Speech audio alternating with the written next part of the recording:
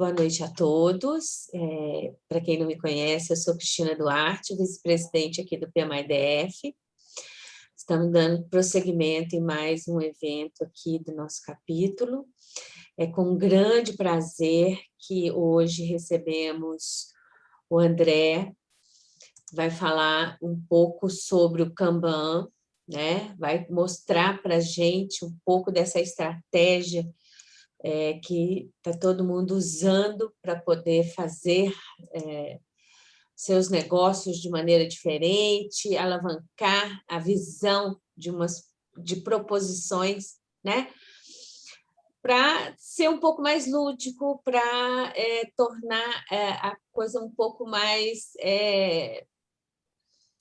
sensitiva, né, para as pessoas envolvidas, porque cada um tem uma maneira diferente. Então, eu queria agradecer muito ao André, a parceria, né, por estar aqui com a gente, discutindo sobre isso, mostrando para a gente essas estratégias. E também quero agradecer mais uma vez a Matheus, Michele, Kellen, que são da nossa diretoria sempre tão engajada, buscando trazer aqui assuntos novos e compartilhar um pouco, né, com a comunidade. Então, mais uma vez, muito obrigada a todos e quero agradecer também a presença de todos vocês. A audiência está lotando, né? Muito bom, porque realmente o tema é bom, é gostoso. Então, muito obrigada e uma boa noite de trabalho para todos nós, né? Obrigada. Matheus, André, Michele, com vocês. Boa noite, gente. Espera mais um pouquinho ou a gente já pode começar? Pode começar já? Boa noite, André, tudo bem? Como você está? Boa noite, Matheus. Boa noite, Kellen. Boa noite, Cris, mais uma vez. Boa noite a todos que estão aqui. Sejam muito bem-vindos à nossa casa, a sua casa, o PMI-DF. André, eu queria conhecer um pouquinho e que você contasse um pouquinho da sua história. Para o pessoal aqui já soube que você toca sanfona, violão, você é multi-instrumentista, né? Conta um pouquinho da sua história para a gente, vai, por favor. Bom, primeiro, obrigado pelo convite aí, é um prazer estar aqui com vocês, falar um pouquinho de Kanban. Eu sou de uma cidade do interior de São Paulo, de Águas de Lindóia, uma cidade pequenininha, né? E aí, como a maioria dos meus colegas lá, aquele programinha de vida você estuda ali na escola, aí se você for fazer faculdade, você tem que sair da casa dos seus pais, aí você faz faculdade, depois você vai se virando, né? Alguns que a família tem negócios, alguma coisa, às vezes volta para a cidade, e eu não voltei mais, né? Então, eu saí de lá para fazer faculdade de ciência da computação. Depois, ali no estágio, já logo após a faculdade, eu me envolvi mais com desenvolvimento de software para mercado financeiro. Então, tem um histórico longo ali, desde de estagiário até arquiteto de software para o mercado financeiro. Quando foi mais ou menos em 2011, a empresa que eu trabalhava começou a ver algumas outras formas de fazer as entregas, tinha alguns projetos internacionais que eles foram entender o que era o Scrum que estavam falando, e aí trouxeram isso para a companhia. Eu gostei daquilo, eu comecei a sair um pouquinho ali da parte do código e querer entender mais ali da questão do processo, de como as coisas funcionavam. Então, eu me tornei Scrum Master ali, depois a gente começou a pesquisar algumas coisas diferentes para outros contextos, conheci o Kanban, e aí foi aquela paixão pela agilidade e tal, e mudei algumas vezes de cidade, saí de Campinas, fui para São Paulo, e agora eu moro nos Estados Unidos. Então, eu sou casado, eu moro aqui com a minha esposa, a gente veio para cá porque ela foi transferida, ela é química, trabalha numa indústria química, e aí veio transferida para cá. Eu vim junto, logo depois começou a pandemia, e aí todo mundo de casa, né? Então, eu tô que nem todo mundo aí, né? Trabalhando de casa, ainda que trabalho com o pessoal do Brasil, e dou alguns treinamentos também, inclusive para os brasileiros, porque agora a gente faz quase tudo online, né? Essa parte dos instrumentos aí, eu gosto de tocar sanfona e de música sertaneja, né? Lá do interior de São Paulo. Então, quando eu morava em Campinas, eu participava de uma banda, eu era o sanfoneiro de uma banda lá de Campinas. Eu gosto bastante dessa parte, e a sanfona veio comigo também. Então, de vez em quando, eu tenho uma aqui para né, sair um pouco da questão ali do trabalho e tocar um pouquinho aqui, eu gosto também. Legal, André. Você podia ter tocado para a gente, inclusive, né? A gente comentou que já está aberto o webinário, de repente com a sanfona, nossa, seria outra Eu falo vida. que no Zoom não fica legal o som, que ele atrasa um pouco, então é a minha desculpa para eu não precisar tocar, entendeu? Porque aí, na foto sempre eu saio bonito, porque não tem som, né? Agora, se eu tocar, aí vocês vão ver que eu acho que eu sou melhor agile coach do que sanfoneiro. Então vamos lá começar o nosso webinário? Vamos, André. André, existem muitos mitos, expressões que a gente escuta falar sobre o Kanban. Na nossa audiência devem ter pessoas que já conhecem o Kanban ou que podem não conhecer. Então seria interessante a gente falar um pouquinho sobre o Kanban, já que nossa conversa é sobre isso. O que é o Kanban? Quais são as diferenças que você entende que a gente precisa conhecer para começar a conhecer o tema? Legal. Então, quando a gente fala de Kanban, nesse contexto que eu estou falando com vocês, a gente está falando do método Kanban. Então, o método Kanban, o pioneiro do método é o David Anderson, e a gente fala que é um método evolucionário para o trabalho do conhecimento. Então, só para a gente... Porque a palavra Kanban, ela em japonês significa cartão de sinal. E a gente, lá no Lean, do sistema Toyota de produção, né, das fábricas lá do Japão, do pós-Segunda Guerra, muitas vezes a gente associa Kanban com essa questão de ter o cartão, de ter a sinalização e tal. Então, sim, o cartãozinho, ele é o Kanban, né? Existe um quadro que você coloca os Kanbans, que são os cartões. Mas o método Kanban, ele é muito mais que isso. Então, mais ou menos ali em 2006, 2007, o David Anderson, na Microsoft, ele trabalhava lá, ele, inspirado no Lean, inspirado no TPS, né, Sistema Toyota de Produção, tal, ele falou assim, poxa, tem algumas coisas aqui que eu acho que dá para trazer para esse contexto de software que eu estou trabalhando. E aí, qual que é o ponto? O sistema Toyota de produção, o Lean, etc., se falava de manufatura. Então, assim, a Toyota faz carro, né? Então, tem fábrica que faz geladeira, faz máquina de lavar, faz mouse, faz teclado. E aí, toda essa questão era em cima de itens de manufatura, de que saiam bem, né? Sai alguma coisa pronta no final da linha de produção ali. E o que o David Anderson chamou ali de trabalho do conhecimento no contexto no software, não sai um negócio ali pronto que a gente consegue pôr a mão, né? E comprar ali uma área de marketing, uma área jurídica, uma área de RH, uma área de pesquisa. Então, às vezes até a gente romantiza um pouco, né? E fala, poxa, fazer software está muito mais para fazer uma música ou fazer uma poesia do que para construir uma casa, né? Porque a gente sabe ali que tem várias formas de chegar ali no mesmo objetivo, existem contextos diferentes, etc. Então, pensando nisso, inspirado ali nas fábricas, o David Anderson trouxe alguns conceitos para o trabalho do conhecimento.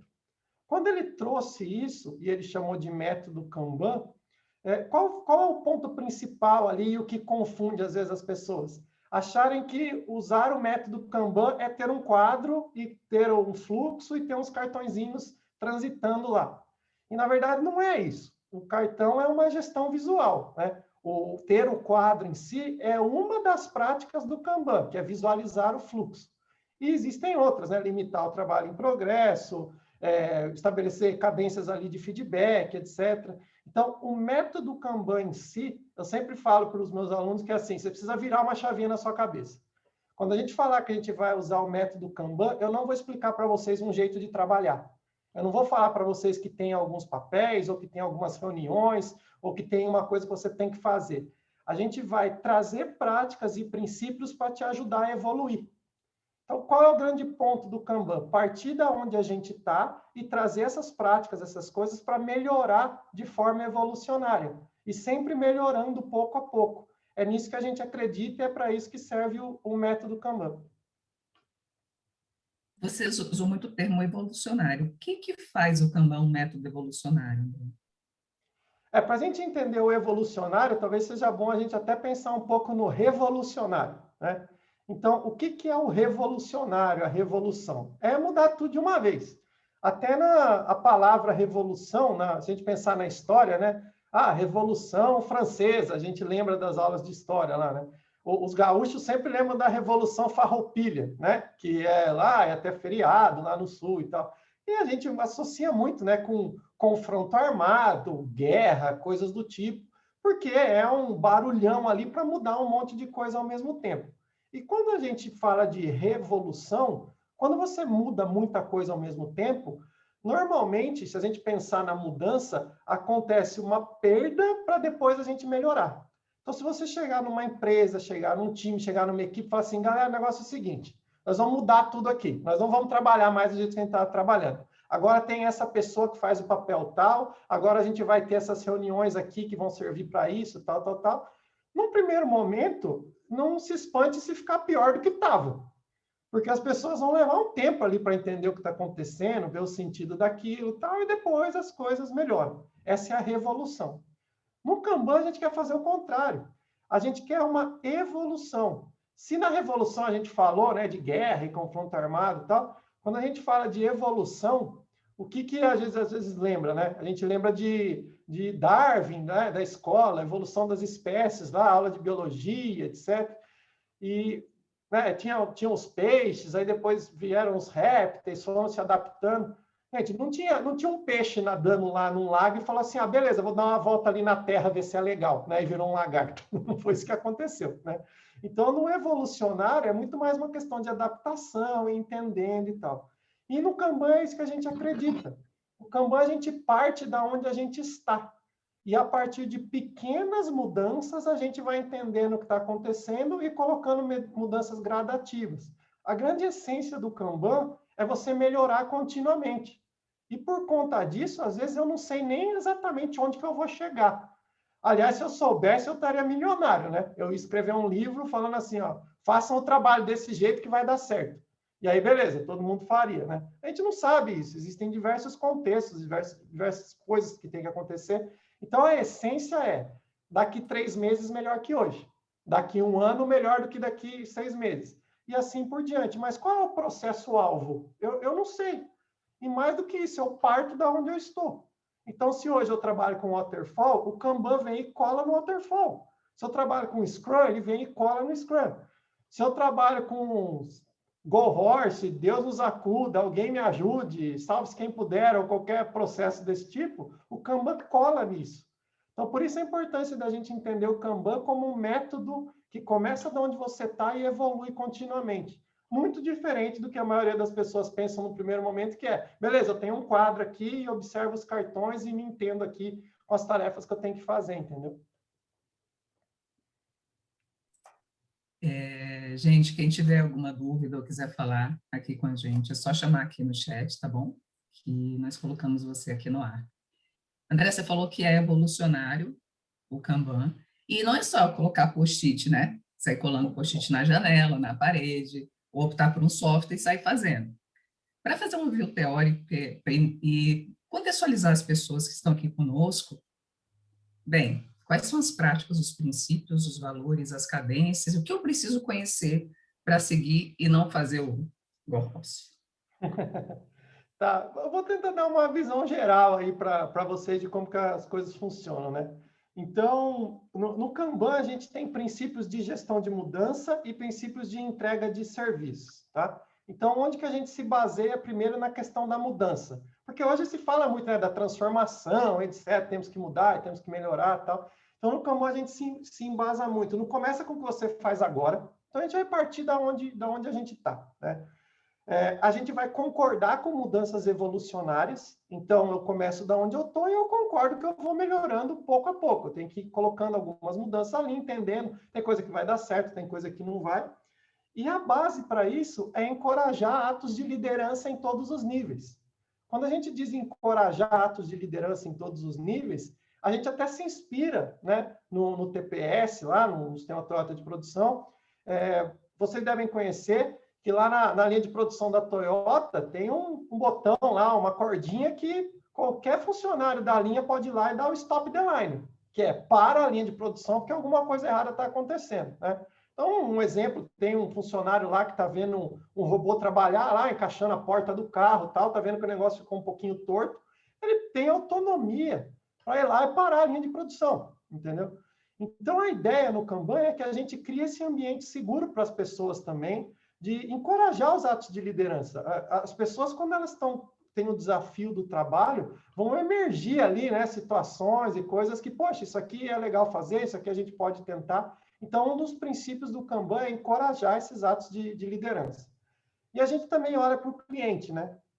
Então, a gente entende da necessidade e as expectativas do cliente. É claro que muito se fala de Kanban, de métrica, de lead time, de fazer rápido, de entregar mais, tal, mas também não adianta fazer uma coisa que ninguém vai usar, né? Então, a gente tem que pensar do lado cliente também. A gente gerencia o trabalho e deixa as pessoas se auto-organizarem. Então, o Kanban não é um método para gerenciar pessoas. Então, o que você faz hoje em relação às pessoas, ou as políticas que você tem na sua empresa hoje em relação à gestão de pessoas, ela pode continuar, porque o nosso interesse no Kanban é gerenciar o trabalho em si. E a gente acredita que a melhor forma se a gente pensar no trabalho, as pessoas se viram ali em volta dele para fazer o melhor possível. E a gente tem algumas políticas ali que também a gente coloca, falando de fluxo, falando de entrega para melhorar os resultados. Esses são os princípios. E aí tem 6 práticas que a gente chama das práticas gerais do Kanban. Eu vou olhar na minha colinha aqui para eu falar na ordem. Acho que se me der uns minutos eu lembro de todas, mas não vou lembrar na ordem. Então, uma coisa que confunde muito é a primeira prática geral do Kanban, que é visualizar o trabalho. Então, ter o quadro, né, ter os cartões e olhar o fluxo, o processo, isso é uma das práticas do Kanban.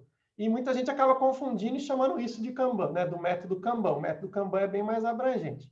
Então, a gente visualiza o trabalho, a gente limita o trabalho em progresso, que é o famoso limitar o WIP, né, que é o que nos ajuda Essa frase é super clássica do Kanban. Para de começar, começa a terminar. A gente só gera valor com coisa pronta. A gente não pode achar que numa empresa, numa agência de publicidade, numa empresa de desenvolvimento de software, ou mesmo numa pizzaria, que o valor se dá enquanto a gente está fazendo as coisas. Nenhuma pizzaria ganha dinheiro amassando massa de pizza e pondo calabresa em cima. Ganha dinheiro vendendo pizza, né? Entregando. Então, o ponto o que vale é o quanto a gente entrega, não o que a gente está fazendo, né? Gerenciar o fluxo, então a gente usa muito essa parte de métricas no Kanban para entender o trabalho como um fluxo, né? Existe uma demanda, isso surge, e aí como é que isso passa, isso troca de mão várias vezes, e como é que a gente pode otimizar esse processo como um todo. A gente também tem a prática de deixar as políticas explícitas. As políticas explícitas é o combinado, né? Então, assim, seu time, sua equipe, sua empresa vão ter vários combinados. Então, alguns exemplos, né? A gente só faz deploy de sexta-feira. Então, beleza, é uma regra que você vai ter que seguir ali. A gente reabastece o fluxo toda semana. Ou a gente faz sprints de 3 semanas. São todas políticas que você está trazendo para tentar melhorar ali o seu fluxo de trabalho. No Kanban, a gente também tem os ciclos de feedback, que a gente chama de cadências, né? A gente não chama de reunião, de cerimônia. No Kanban, a gente tem cadências. Então, são coisas que acontecem com uma certa frequência para a gente ter um feedback ali do que está acontecendo. Então, pode ser uma retrospectiva para entender o passado, né, e ver o que a gente pode melhorar. Pode ser uma reunião diária para a gente ter um feedback instantâneo ali do trabalho que está em andamento e ver o que a gente precisa fazer para melhorar. E, além disso, melhorar e evoluir. Então, é melhorar colaborativamente, evoluir experimentalmente. A gente acredita que a gente melhora conforme a gente está colaborando e a gente evolui conforme a gente vai experimentando coisas. Então, essa é uma parte um pouco mais teórica aí das práticas do Kanban, né? Que é interessante mergulhar um pouquinho nelas para ver como que fica isso na prática, nas equipes mesmo. Mas entender o trabalho como um fluxo e aceitar que você vai partir de um lugar e vai melhorar continuamente, já é um excelente começo aí. E muitas pessoas começam a trabalhar, André, de uma forma um pouco atropelada. O que é o Go Horse? Você fala sempre de Go Horse. O que é o Go Horse na prática? Go Horse é uma brincadeira aí do pessoal de tecnologia, que é o vai cavalo, né? O pega e sai fazendo, né? Eu tenho até uma palestra minha no YouTube, o pessoal encontra, que é o Não Chame um Go Horse de Kanban. E por que eu decidi fazer essa palestra? Por que eu dei esse nome? Então? O que veio acontecendo no mercado, né? Por muito tempo, A agilidade em si, para muita gente foi sinônimo de Scrum, né? O Scrum é um framework bem prescritivo. A maioria das pessoas, quando for ter contato com agilidade, foi através do Scrum, eu inclusive, né? Então, o Scrum estava ali dentro das empresas, é o que mais o pessoal conhece e tal. Só que o Scrum é um framework, é uma ferramenta, vamos dizer assim, e se, para fazer uma analogia, né, o Scrum é um martelo. Mas nem tudo é prego, né? Então, se você tem um prego, o martelo funciona. Agora, se você tem um parafuso e martelar em cima do parafuso, não vai dar certo. Você entorta o parafuso e o pior, às vezes você ainda reclama do martelo, né? Usa a ferramenta errada e reclama da ferramenta. E aí o Kanban, ele por ser esse método evolucionário, ele consegue colar em cima do Scrum ou ele consegue partir também de outros lugares.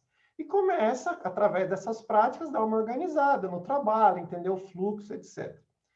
Qual foi o problema dessa coisa toda? Qualquer coisa que não era Scrum começaram a chamar de Kanban.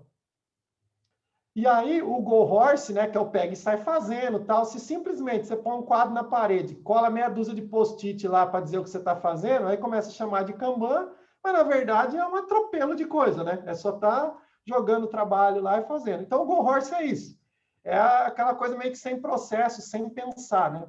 E o Kanban, ele pode ajudar você a sair do Go Horse, mas só tomar cuidado para não cair naquela armadilha de que, assim, bom, se não tem sprint, é só pegar e sair fazendo, então é Kanban. E não é nada disso, né? A gente já falou tanto aqui. Aproveitando até sua deixa, André, o Marcelo, você quer fazer a pergunta ao vivo ou posso perguntar? Pode fazer? André, o Marcelo colocou aqui, André, essas 6 práticas estão escritas, definidas em algum guia, existe algum Kanban, ele falou, usou o paralelo com o PMBOK. O Kanban em si, o método em si, como ele foi concebido pelo David Anderson, com toda a robustez dele, ele está num livro que chama Kanban, e o autor é o próprio David Anderson, né? Se não me engano, é Kanban, Mudanças Evolucionárias para o seu Negócio de Tecnologia. Ele existe em português. Essa é a nossa Bíblia, né? Que seria o livro ali mais robusto em relação ao Kanban. Mas a Kanban University, que é essa entidade mundial, que inclusive o David Anderson faz parte, e eu também, ela lançou recentemente um guia do Kanban, que é um pouco mais lúdico. E ele fala dessas práticas e tem algumas metáforas, alguma coisa. Então, se vocês entrarem no site kanban.university, com certeza já tem o link lá para baixar o guia do Kanban, que é uma coisa recente, tá? É um compilado ali, bem simplificado mesmo. E aí, quem quiser dar um peso maior aí nas coisas, tem o livro do David Anderson, e aí esse aí você consegue comprar na internet e tal. E também tem o Kanban Essencial Condensado. O Kanban Essencial Condensado, o David Anderson com um colega resumiram o próprio livro. Então, também é super interessante. Ali, eu vou mandar um link aqui para vocês do meu blog, que tem a opção para fazer o download e também tem a palestra do Não Chame um Go Horse de Kanban. Esse material eu passo para alunos que vão fazer um treinamento que é o KSD, que é o KMP1, um dos treinamentos ali de Kanban, da Kanban University, ele já precisa que a pessoa tenha alguma base ali.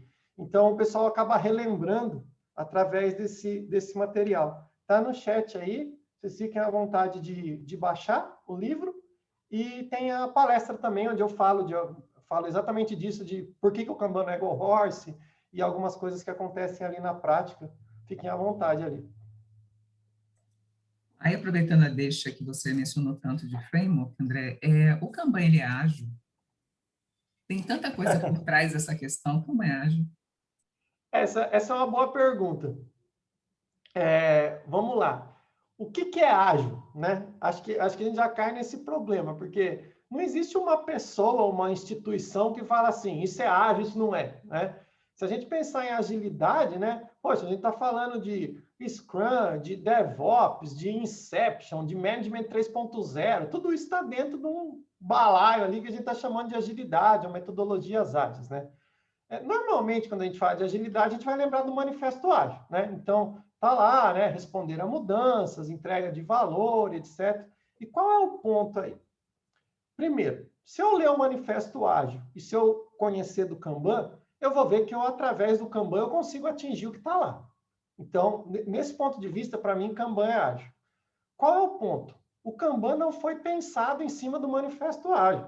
O David Anderson ele não chegou lá e falou assim, tá tendo esse movimento de agilidade, ou tem esse pessoal aí que escreveu o Manifesto Ágil, deixa eu criar um negócio aqui que tenha isso como base. Ele não pensou nisso.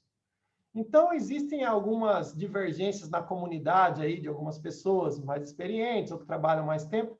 Alguns gostam de falar que o Kanban é ágil, porque dá para atingir o que está lá como agilidade através do Kanban, e outros gostam de isolar, falar assim, não, o Kanban não tem nada a ver com agilidade, porque não foi pensado para isso.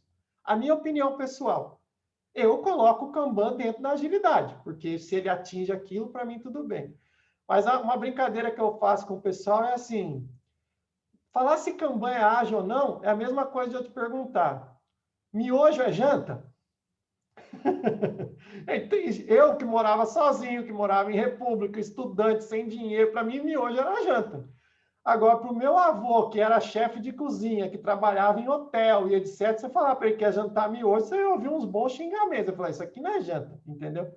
Então, na prática, fica meio que a gosto do freguês ali. Qual é o ponto em si? O Kanban não está nem aí se você acha que ele age ou não. Para ele não faz diferença, né? Através do Kanban, a gente atinge ali a entrega de valor, responder às mudanças, o que a gente quer tanto com agilidade. Então, tudo bem, acho que não tem uma resposta certa para isso. É mais ao gosto da pessoa mesmo, e no meu caso, eu considero que sim, que é ágil. Maravilha, André. Nessa pandemia, nós passamos por várias situações nas organizações, né? Essa necessidade de habilitar capacidades organizacionais nesse período da pandemia, André, como é que você vê, no seu entendimento, que o Kanban auxilia a transformação digital? Tá. Acho que uma coisa super importante é a questão do começar com o que a gente tem, né? Então, nessa questão de pandemia, poxa, foi todo mundo para casa, etc. Assim, é normal, gente. A gente vai ter que entender o que está acontecendo. E o Kanban vai te ajudar nisso. E a parte dos atos de liderança em todos os níveis. Eu acho que isso ajuda demais. Poxa, está todo mundo em casa. Será que em 2021 a gente tem espaço para ficar controlando quanto tempo as pessoas estão conectadas, sabe? Ficar fazendo esses controles rígidos de, você tem que trabalhar com a câmera ligada para eu saber que você está trabalhando e coisas do tipo. A gente já superou muitas coisas nesse sentido, né? O nosso trabalho é o do trabalhador do conhecimento, né? Eu falo que, às vezes, eu trabalho mais fora do computador do que no computador, né? Porque se eu saio, dou uma volta, vou pegar uma correspondência, vou tomar um sorvete, eu já tenho a ideia que vai resolver o problema e volto, né? Então, nessa coisa do Kanban de, dar a questão de encorajar os atos de liderança, das pessoas socarem no trabalho em si, e não ficar perdendo tempo com outras coisas paralelas aí que mais atrapalham do que ajudam, né? Eu acho que ajudou bastante. E nós temos vivido algumas situações em equipe, né, André? Como é que eu preparo a minha equipe para essa transição? Eu não posso acordar e chegar assim, olha, vamos usar o Kanban. Como é que eu preparo a minha equipe para isso?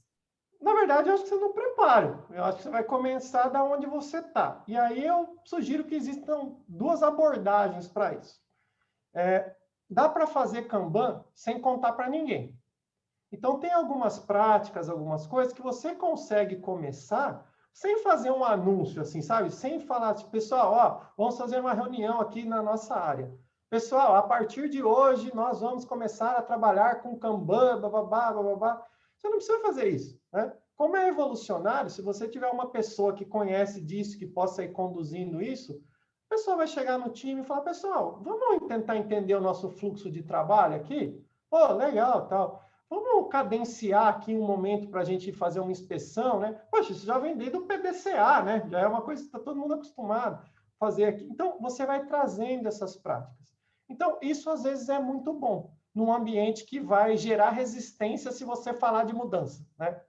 Agora, já tem outros ambientes que as pessoas estão cansadas, as pessoas estão, né, cheias de trabalho, tudo que a pessoa quer é ouvir uma palavra que vai falar assim, nossa, talvez isso nos ajude. Obviamente não existe a bala de prata, né? Mas existem ambientes que as pessoas vai colar bem. Você fala, olha, eu conheci o Kanban, é um método, a gente vai começar aqui fazendo algumas coisas, e talvez isso tem a abertura das pessoas para você nomear isso em si, né? Então, a dica é, comece naturalmente. Se você acha que vai ser positivo nomear as coisas e falar que aquilo é Kanban, ótimo. Se você acha que não tem necessidade, começa sem falar nada, a hora que o pessoal perceber, já está fazendo. Eu digo para o pessoal que a única coisa que você precisa para começar com o Kanban é boa vontade. Porque se você começa de onde você está, você não precisa comprar software nenhum, você não precisa contratar ninguém, você começa dali e naturalmente vão surgindo melhorias, e aí sim, né? Quando você vê os resultados e continuar, aí pode ser que você queira investir em alguma coisa, e mudar algum papel, e contratar alguém mais especialista, mas o importante é começar, né? O Leandro fez uma pergunta aqui. Para utilizar o método Kanban, há alguma orientação para segmentar o tamanho de equipes, como, por exemplo, como o exemplo do Ágil, que recomenda essa equipe de 7 pessoas? Não existe nada prescrito no Kanban em relação a tamanho de equipes. É importante até dizer, Leandro, que o Kanban nem é um método team level, não é um método em nível de equipe. A gente usa Kanban na equipe, mas o método Kanban em si a gente pensa em relação à resolução do problema, ao serviço, ao fluxo ponta a ponta. Isso pode passar, inclusive, por N equipes ou múltiplas equipes que se relacionam. Então, o método Kanban é bem mais abrangente. Você consegue ter uma implementação Kanban numa empresa inteira. A questão do tamanho dos times ágeis que ele citou, a gente já vê os benefícios de trabalhar com times menores, né? Então, esses times menores que a gente está se habituando a trabalhar, a coisa funciona bem. Mas nenhuma recomendação ou prescrição nesse sentido, até porque o Kanban, na verdade, quase que tudo que está ali é sugerido. Não existe prescrição, você tem que fazer isso, entendeu? Até o Bruno colocou aqui, quando não temos conhecimento no assunto, cometemos tantos erros, já quis levar o Kanban para o time, com o estado ideal e não o estado atual. Gosto. Mas evoluindo sempre, isso aí. É aquela coisa, né? Quando você vai começar com um time, com o Kanban, talvez uma das primeiras coisas que você vai querer fazer é mapear o fluxo de trabalho, é entender o que está acontecendo. E qual é a armadilha que às vezes as pessoas caem? Ao invés de pegar o mundo real e reproduzir no papel, na parede, no Gira, no Azure ou na ferramenta que vai usar, as pessoas querem fazer design de processo. Elas não pensam o que está acontecendo. Elas tentam ir lá e colocar o mundo ideal ali. E, na verdade, não é isso. A gente quer simplesmente tirar uma foto do mundo real e colocar em questão de fluxo, e colocar no quadro. E a partir dali que a gente vai melhorar, né? Quando se fala em Kanban, nós ouvimos bastante falar sobre os benefícios em especial, ganho de eficiência, lead time, cycle time, problemas de gestão de recursos e satisfação dos clientes em si. O que você pode falar a respeito para a gente? Eu acho que esse ponto aí dos benefícios que a gente está comentando é muito da realidade do mercado hoje. Eu acho que a agilidade hoje não é mais opcional, entendeu? Eu acho que o mercado está cada vez mais dinâmico, a sua capacidade de adaptação tem que ser extrema, e de vez em quando ainda acontece uma pandemia aí para virar a gente do avesso, né? Então, o Kanban, o grande benefício né, tá pareado com isso, de conseguir responder às mudanças, de conseguir entregar valor, de conseguir mudar a sua estratégia ali. Eu não penso hoje que teria como uma empresa, por exemplo, fazer um desenvolvimento de um software que vai entrar em produção daqui 3 anos a primeira versão, entendeu? Daqui 3 anos, sei lá o que já aconteceu, né? Então, a gente tem visto que já não é mais uma opção, esse tipo de coisa. Então, a agilidade veio, né, para atender a essa questão do mercado, dessa velocidade que a gente precisa, essa capacidade de se adaptar, e o Kanban cola muito bem nisso e te ajuda com isso, né? Com tantos benefícios que você mencionou aí, André, por exemplo, tem uma mudança organizacional para ser implementada na minha instituição, e eu não sei se cabe metodologia ágil, o que cabe? Como compreender se cabe o Kanban e se, por exemplo, cabe um framework ágil? Como é que eu posso compreender o que cabe na minha mudança? Tá. Bom, o que a gente tem visto acontecer muito, né? Às vezes são mudanças de baixo para cima, né? Então começa ali em nível de times, as equipes e tal, e depois vai subindo, e aí tem alguns lugares que já tem uma coisa mais patrocinada, né? Em nível organizacional lá, e aí de vez em quando até traz consultorias e coisas para ajudar. Eu gosto de pensar no Kanban exatamente como venho falando do método evolucionário. Então, dificilmente você vai falar assim, não dá para fazer com Kanban aqui. Por que não dá? Eu só quero entender o que está acontecendo e melhorar continuamente. A questão dos frameworks vão nos ajudar? Com certeza vão nos ajudar. Então, eu tenho um time de produto aqui que seria interessante eu trabalhar com entregas por sprints. Eu quero planejar aqui 2 semanas para fazer as entregas. Primeiro, você pode trazer as práticas do Kanban em cima desse time, você vai se beneficiar também. E se a coisa estiver funcionando, ok, continue dessa forma. Acontece que, às vezes, começam a sair os go horse ali, ou as coisas estranhas, justamente porque você quer encaixotar um cenário dentro de um framework que não comporta aquilo.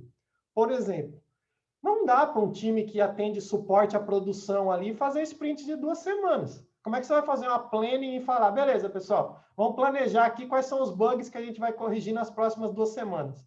Dali meia hora chega um negócio novo e beleza, o planejamento já era, entendeu? Então, essa questão de entender os cenários, entender aonde entra, eu acho que ajuda muito. E aí o Kanban, né? Às vezes a gente entra com o Kanban em cima do Scrum para ajudar. Num dado momento, a gente percebe que sprint não está mais fazendo sentido. A gente consegue abastecer o nosso fluxo de uma maneira mais contínua. Tá bom, para de fazer sprint. Tudo bem, se continuar funcionando, a gente continuar evoluindo, tudo bem. Então, como o Kanban escala organicamente, né? A gente vai trabalhando, a gente vai trazendo as práticas. Então, eu estou kanbanizando um time, eu estou vendo as iniciativas ali, as histórias, as entregas de valor. Com esse mesmo princípio, eu consigo kanbanizar uma área de projetos. Eu começo a ver, ao invés de ver as histórias, né, as entregas, eu começo a ver projetos transitando ali no meu Kanban, entendendo o fluxo de projetos. E aí a empresa como um todo. Então, eu diria que não existe assim uma recomendação de não use Kanban nesse cenário específico. Na verdade, o não use Kanban é se você não concordar que vai ser evolucionário. Se você quiser lá apertar um botão e mudar tudo, não dá para ser Kanban. Você vai ter que ver alguma outra abordagem, você vai ter que comprar algum negócio encaixotado lá e lidar com isso. Se você conseguir lidar com essa transformação ali no apertar do botão, beleza, acho que é uma forma de transformar. Então, a recomendação do Kanban é só não use se você não concordar que é evolucionário. André, você tem algum case que você possa nos contar para a gente se situar? Como é que funciona essa mudança organizacional, esse apoio que tem de cima? Como é que tudo isso funciona? A importância disso? Tá, acho que tem um case legal que eu participei de uma grande instituição financeira que eu posso compartilhar com vocês aí. E isso é bacana porque, assim, a gente sabe, né, que esses grandes bancos e tal, é como se fosse um navio cargueiro, né? É aquele negócio gigante, cheio de container, que para virar um pouquinho de direção não é tão fácil, né? Você pega uma startup, é um jet ski, né? Subiu no jet ski, virou, ele vira. Agora, o cargueiro, para mudar de direção, né, é uma coisa mais lenta, tal, demora. E aí, qual que foi esse case, né?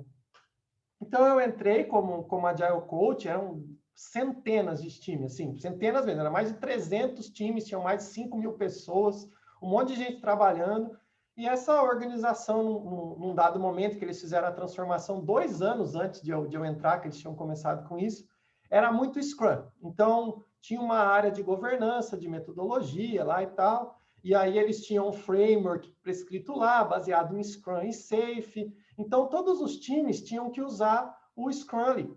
Beleza. Então, a gente foi lá, tinha alguns times que precisavam de ajuda, a gente foi ajudando e tal.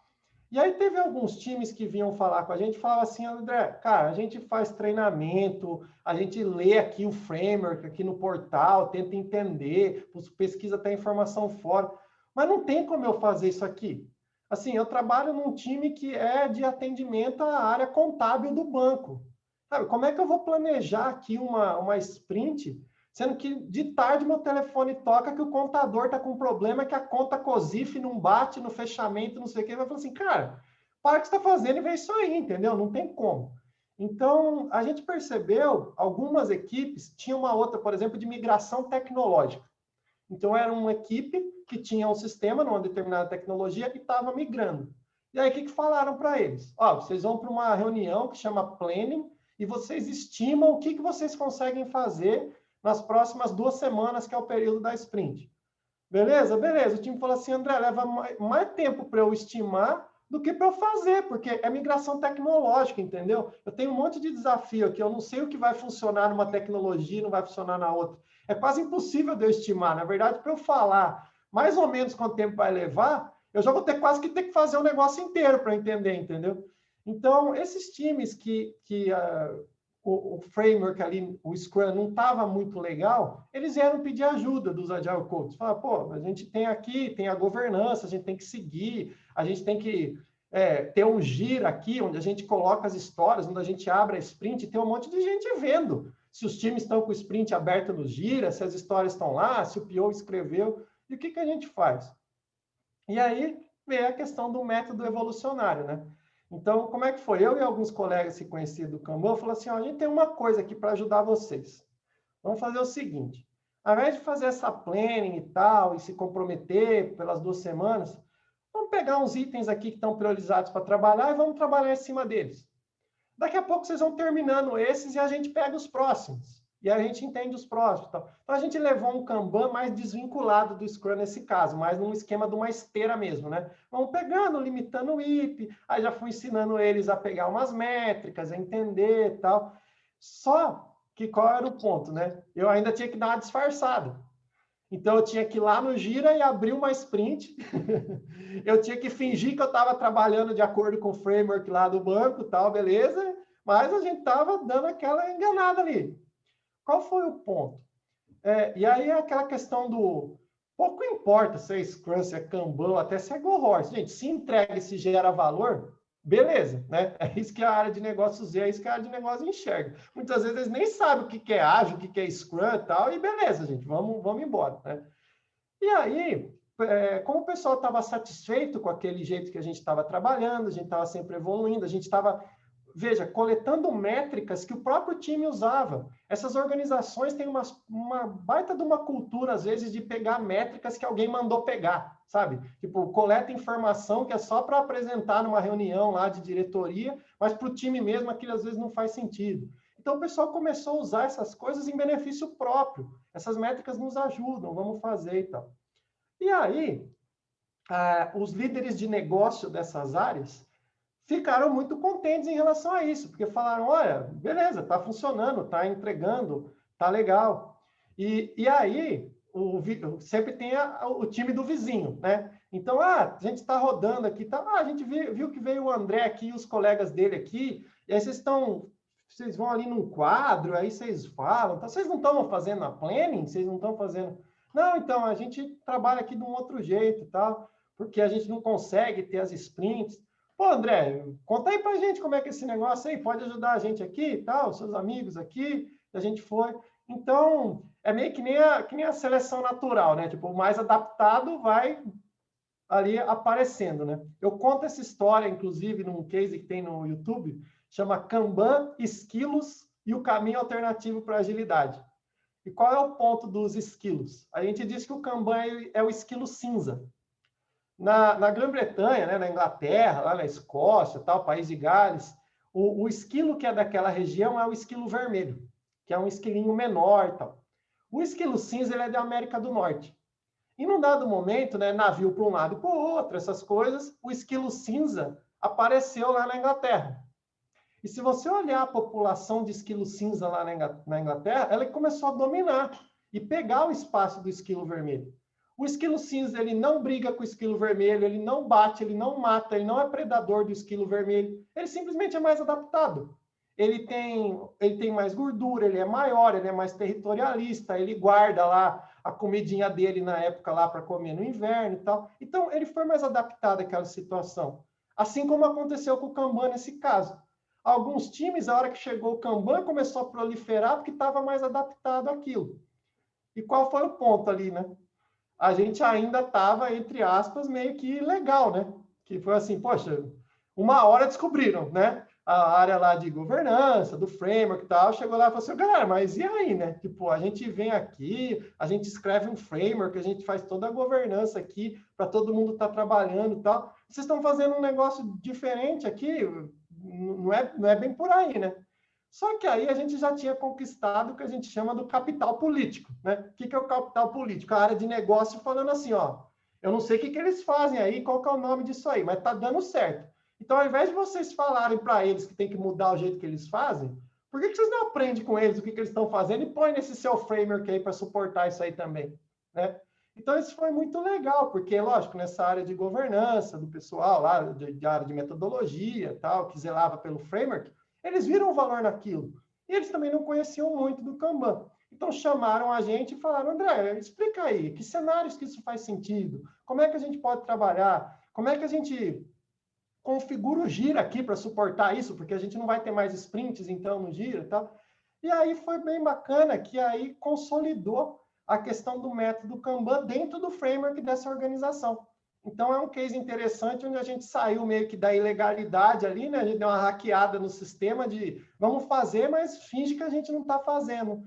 E aí, beleza, viram tanto valor em relação a alguns contextos que a gente trabalhou e deu certo. Então, acho que esse que é o esquema do Kanban, é o esquilo cinza, é entrar e tentar se adaptar, melhorar, porque frameworks prontos e coisas prontas, eles te atendem até um determinado momento, né? Você precisa evoluir continuamente. Já fizeram várias perguntas aqui, André, sobre não só como está o mercado, mas sobre até as certificações, né, referentes ao Kanban. Como é que está o mercado hoje, André, para agilista, para pessoa que trabalha com Kanban? Como é que está esse contexto? Principalmente na pandemia. E me fala se mudou alguma coisa antes e agora, com esse período que nós tivemos que trabalhar mais em casa. Eu não consegui perceber tanto essa mudança em relação à pandemia em si, estar em casa ou não, porque já faz algum tempo que o mercado está assim, tá insano o negócio, sabe? As empresas estão chegando a ponto de falar assim, beleza, pega quem tem boa vontade aí, vamos treinar aqui dentro de casa mesmo, porque a gente não está nem conseguindo achar, né?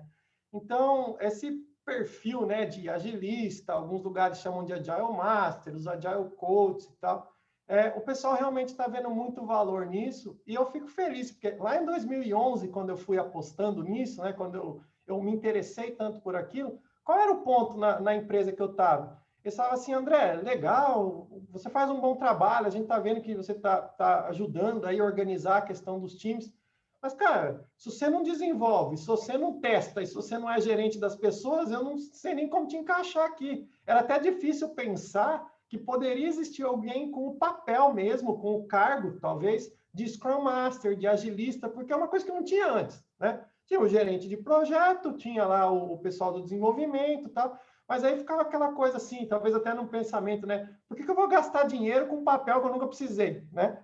E aí isso, claro, mudou, né? As empresas estão vendo o benefício disso tudo. Então, hoje em dia, a questão do Kanban em si, ela vem de forma muito positiva, porque acho que 70%, se não fazem, fizeram Scrum em algum momento, né? Então, estão trabalhando com Scrum. Primeiro, o Kanban te ajuda em cima do Scrum, e o Kanban te ajuda em cenários onde o Scrum não consegue se encaixar. Então, a gente até vê um movimento de 3 anos para cá, 4 anos para cá, que até o papel que as empresas estão chamando para contratar nem é Scrum Master mais em alguns casos. Eles chamam de agilista ou de Agile Master, justamente para desvincular da questão do Scrum. É legal você conhecer Scrum? Um Scrum Master pode se tornar um Agile Master? Sim, é natural até esse movimento. Mas cada vez mais a gente precisa do cinto de utilidades com mais coisas ali, né? E o Kanban tem resolvido bastante problema, tem ajudado muito nessa questão da abordagem evolucionária, então realmente tem bastante vaga, bastante espaço. Wesley, você quer falar? Tem uma pergunta aqui. Wesley, posso fazer a pergunta para você? Qual formação uma pessoa pode... Deixa eu complementar. Qual formação a pessoa precisa ter para ingressar como profissional Kanban? Tá, Foi eu isso, acho que... Acho que sim. Bom, acho que a questão do Kanban, né, o conhecimento do Kanban é uma coisa que você vai ter que buscar, né? E aí você pode conseguir isso sozinho, você pode conseguir isso através de cursos e questões oficiais aí. Acho que teve até uma pergunta sobre as certificações de Kanban, né? A Kanban University, que é a entidade que o David Anderson faz parte, que é a entidade internacional, que é a entidade mais respeitada aí, tem alguns cursos, os certificados, né? Então dá para começar com o TKP, que é o Team Kanban Practitioner, que é para você fazer um treinamento que você vai entender como sair do zero, entender o que é Kanban e colocar num time. Então, esse é o TKP. Depois tem a formação KMP, que é o KMP1, KMP2 ou KSD, KSI, os nomes novos, que é para você entender Kanban não só em nível de time, mas em nível de serviço dentro da companhia e como que N times se organizam e se relacionam dentro de uma companhia. E aí isso vai evoluindo até questões mais de escala, organizacionais ali e tal. Mas esses são cursos, né, que você pode fazer para aprender, ou você pode buscar o conhecimento sozinho e tal. Qual é o ponto, acho que até da maioria dessas vagas que a gente tem em relação à agilidade? É que não tem muito fórmula mágica. Eu acredito muito que o papel de agilista ele é baseado em experiência. Então, a ideia é que você comece a construir esse conhecimento partindo do contexto que você está. Então, é muito comum um desenvolvedor que começa a pegar gosto por aquilo e começa a praticar e pegar algumas oportunidades de fazer esse papel no seu time. Ou um gerente de projeto, alguém que está ali num contexto, vai se capacitar nessas coisas, aprende e começa a trazer algumas coisas, né? Inclusive eu sou trainer, né? Então, assim, se tem alguém que poderia falar ou defender a questão de faz um curso, seria eu. E eu não estou fazendo isso. Eu acho que o curso ajuda, eu acho que as pessoas aprendem de formas diferentes. Eu aprendo muito de forma expositiva num treinamento. Tem gente que aprende lendo livro, tem gente que aprende vendo vídeo. Então, não cria essa expectativa de que, assim, eu faço um curso e beleza, eu virei agilista. Eu acho que cai mais naquela linha de que, tipo do piloto de avião. Quem pilota um Boeing de Brasília até Fortaleza, já pilotou um avião menor, já pilotou um monomotor, já foi andando. Então, a gente tem que começar evolucionário mesmo, né? Não adianta achar que, beleza, agora eu sou Agile Coach, eu vou entrar aqui e vou fazer. Se você não tiver o contexto e a experiência, né? Acho que vai ficar meio difícil. Então, quem quer ir para essa carreira tem que sempre balancear a teoria e a prática, né? Então, fazer um treinamento, fazer um curso, ver o que se aplica. E para o próprio Kanban dá para aplicar até dentro de casa. Então, de repente, se você não tem oportunidade de fazer isso agora na sua equipe, na sua empresa, poxa, com uma coisa pessoal sua, você já conseguiria experimentar a questão do fluxo, tirar algumas métricas e ganhar essa experiência, né? O Wesley perguntou aqui, André, se precisa ter alguma graduação ou certificação para que você possa responder. Ele, como falou o contexto dele, ele trabalha com mecânica industrial numa mineradora em Catalão, Goiás. Pô, que legal. Assim, não existe nenhum requisito de que você só pode trabalhar com Kanban se você fez o treinamento, ou fez o curso, ou nada disso, tá? Você, como eu falei, você pode buscar o conhecimento como você quiser. Para quem vai sair do zero, eu recomendo muito o TKP, porque aí você vai ter um instrutor ali da Kanban University que vai te levar o que é Kanban, não sei nem se é de comer ou de passar no cabelo, né? Até como que eu posso usar isso no meu time. Mas, de novo, se não é o momento de investir nisso, ou se você prefere aprender de outra forma, é possível também. A Tainara perguntou, André, o que é Scrum? S-C-R-A-M. Eu acho que foi pelo jeito que eu falei, né? Mas o que eu estou falando, Tainara, é Scrum com U. Então, é S-C-R-U-M, tá? Scrum é um framework que está dentro do que a gente chama de metodologias ágeis, né? Então, é o framework mais famoso aí da agilidade. Então, existe o Scrum Guide. Se você for na internet lá, colocar no YouTube, né, o que é Scrum. Inclusive, tem um webinar meu que chama Scrum Muito Prazer. Então, se você quiser conhecer, procura lá no YouTube, no meu canal, tem esse webinar que eu explico o Scrum, é um framework e tal. Ele é com U, tá? André, teve uma questão que surgiu essa semana, por exemplo, como eu conscientizo a minha equipe de que usar o Kanban não é trazer para um controle, sim que vai ter um benefício a longo prazo? Como é que eu demonstro isso para uma equipe que acabou de conhecer o Kanban, fez um treinamento, mas ainda não consegue ver o benefício do método? Acho que passa muito pelo que eu falei do atos de liderança em todos os níveis e em aprender a gerenciar o trabalho. As pessoas têm que entender que aquilo está lá para ajudar, né? Não para atrapalhar ou para criar uma burocracia. Então, assim, ver o trabalho, acho que ajuda todo mundo, né? É o mínimo ali, a gente conseguir enxergar aquilo. O problema é que, às vezes, tem alguma questão cultural, alguma coisa, né? E aí tem até aquela brincadeira do agilista papagaio, que é assim, chega lá no time e pergunta, como estamos? Você não está lá para ficar cobrando as pessoas de como as coisas estão, você está lá para ajudar, né? Então, tem algumas estratégias para dar foco mais no trabalho do que nas pessoas, que acaba mostrando que você está lá para ajudá-las, né? Então, a Kanban Meeting, por exemplo, que é uma reunião diária que normalmente que a gente faz, a gente não pergunta para as pessoas o que cada um está fazendo. A gente olha para o quadro e vai lá no item e fala, beleza, pessoal, esse item de trabalho aqui, o que tem que acontecer para ele andar? O que tem que acontecer para ele ficar pronto? Vamos bolar uma estratégia aqui para a gente terminar isso?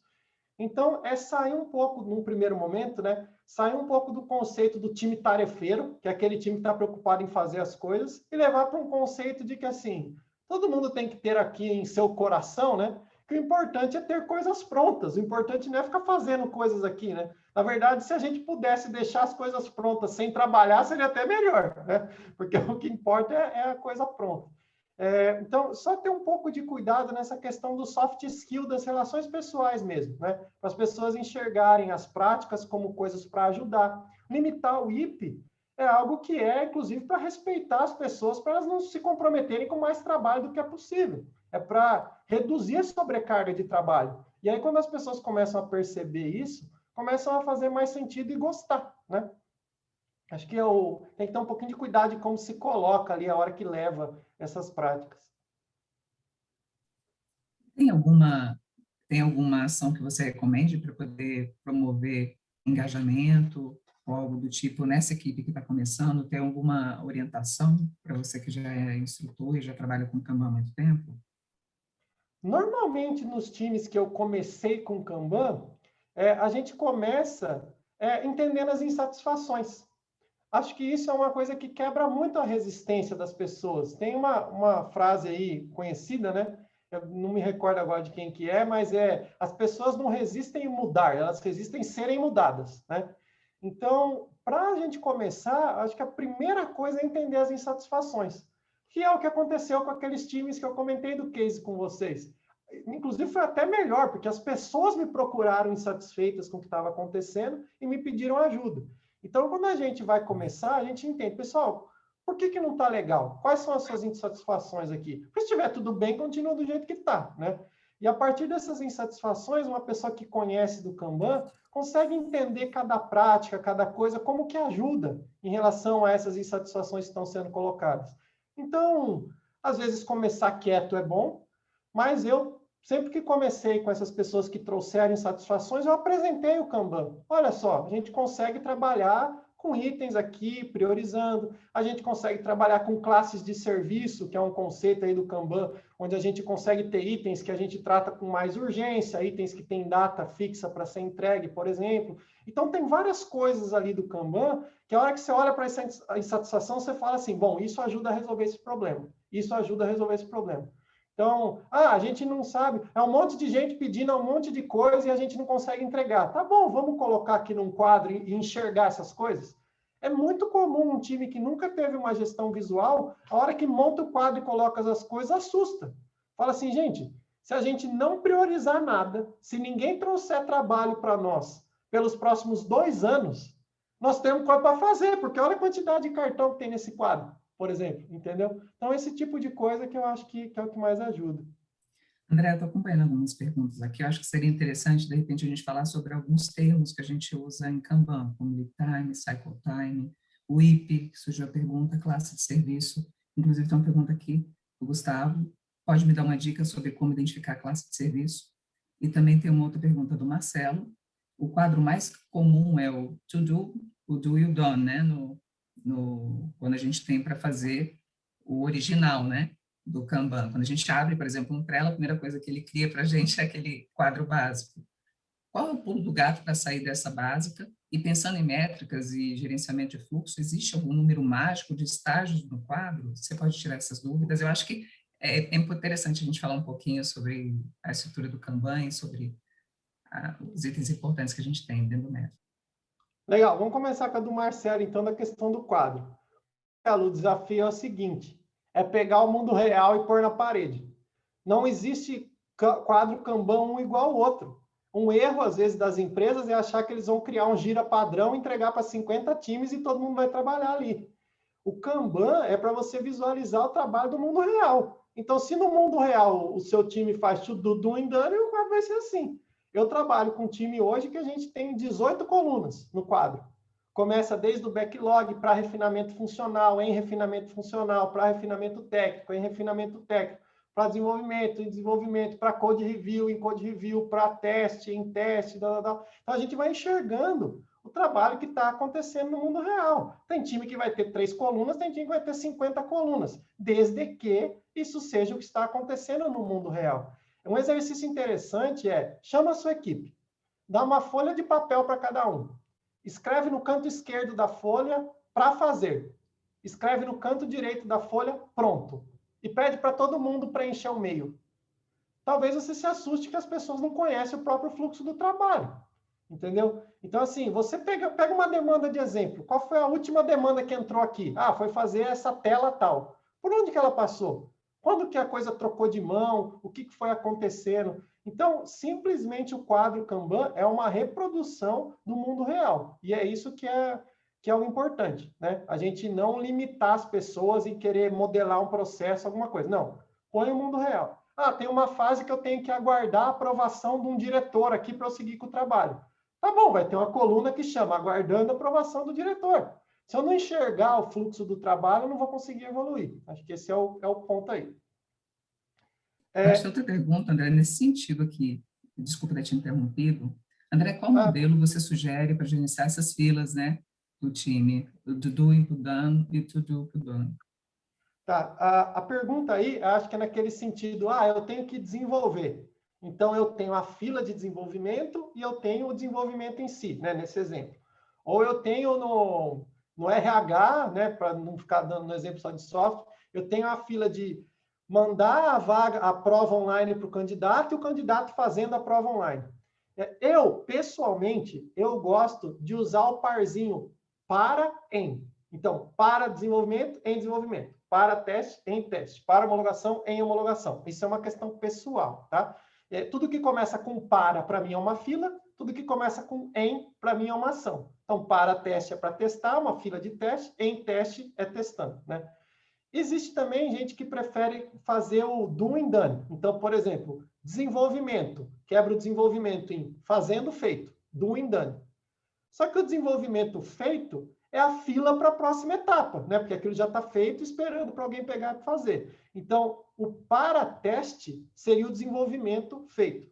Não existe uma regra nisso, tá? Existe o que funciona para você, como você gosta. Eu sempre digo que o quadro Kanban bom é aquele que você bate o olho e sabe o que está acontecendo. Se você precisa de um manual para entender o quadro, você já está começando errado, né? Você está criando uma complexidade ali. Então, eu gosto desse parzinho para em, mas não existe uma regra definida disso, tá?